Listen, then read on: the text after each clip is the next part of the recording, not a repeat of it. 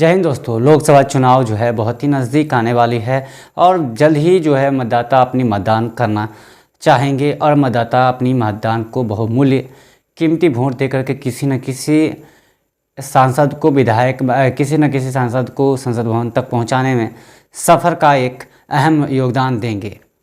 यही बात है कि जो कुछ दिनों में हो रहा है, यानी बाकी के कुछ दिनों में जो भी कुछ होगा उसका जो बात है वो अलग से रहेगी। ये बात है प्रधानमंत्री नरेंद्र मोदी को लेकर के। प्रधानमंत्री नरेंद्र मोदी अभी लगातार जो है सुर्खियों में है और लगातार जो है चुनावी प्रचार में व्यस्त है।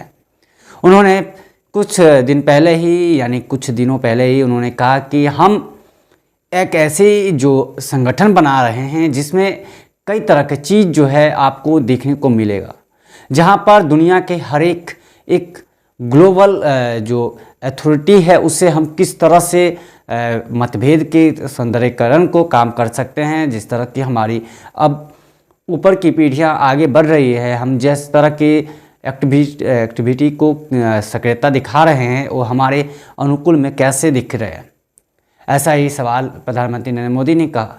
आपको बता दूं, प्रधानमंत्री नरेंद्र मोदी ने बीते दिन उन्होंने कहा कि जिस तरह की काम भारत में लगातार हो रही है, जिस तरह से भारत एक ऊंचाइयां पे पहुंच रही है, वो भारत के लिए बहुत ही बड़ी बात है और ये सारा काम जो है भारतीय जनता पार्टी के द्वारा की गई है।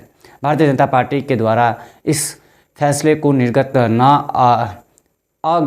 अग्रिम को देते हुए उन्होंने बधाई देते हुए कहा कि हमारे जितने भी मेंबर हैं, हमारे जितने भी सदस्य हैं, वो चाहे छोटे हो या बड़े हो, उनका यहाँ पर आने के लिए बहुत बहुत शुक्रिया है।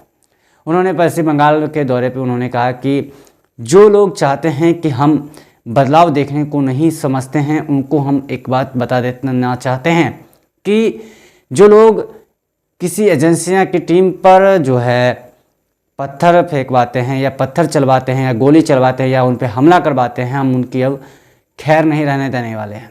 यानी प्रधानमंत्री ने सीधे तौर पे ममता बनर्जी को कहा है। ममता बनर्जी को लेकर के ये बात क्यों कहा उन्होंने बता देते हैं।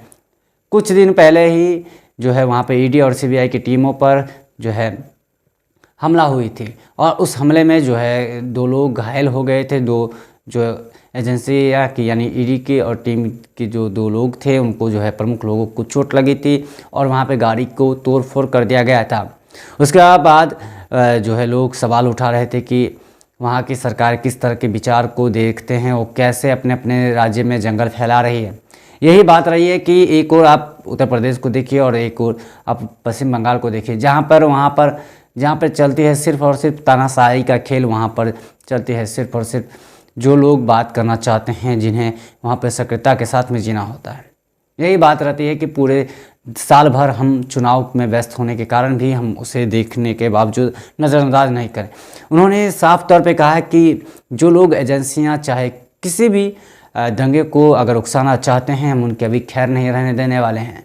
अब हमारी टीम उसे और भी पीछे करेगी और हम उसे और भी गठजोड़ से उनके साथ में फैसले कायम, जिस तरह के फैसले लेंगे वो हमारे अंदर की बात रहेगी। यानी प्रधानमंत्री नरेंद्र मोदी ने पश्चिम बंगाल के दौरे पे ये बात रखे हैं। अब प्रधानमंत्री नरेंद्र मोदी के अगले जनसभा संबोधित जो है महाराष्ट्र और छत्तीसगढ़ में होने वाले हैं और इसको लेकर के प्रधानमंत्री मोदी ने कहा कि हमारे जनसैलाब में लोग जो आ रहे हैं, हम उनके तहे दिल से शुक्रिया करते हैं और उसमें सबसे बड़ी योगदान छोटे जितने भी कार्यकर्ता हैं, हम उनको अपनी तरफ से एक संदेश पूर्ण बात देना चाहते हैं कि जिस तरह की अगर आप जिस तरह से काम करें वैसे ही काम लगातार करते रहें, क्योंकि भारतीय जनता पार्टी में छोटा हो या बड़ा हो, उनको सभी सदस्यों को सम्मान मिलना चाहिए। यानी देश के हर नागरिक अगर जुड़ना चाहते हैं तो हम उनके लिए एक बहुत ही संकल्प की बात है। और अब देखते हैं कि भारतीय जनता पार्टी इस बार कितने चुनावों को लेकर के कितना जो है व्यस्त है। यानी पूरी तरह से हर पार्टियाँ जो है इस चुनाव में व्यस्त होने के कारण अब अपने अपने बात को रख रहे हैं।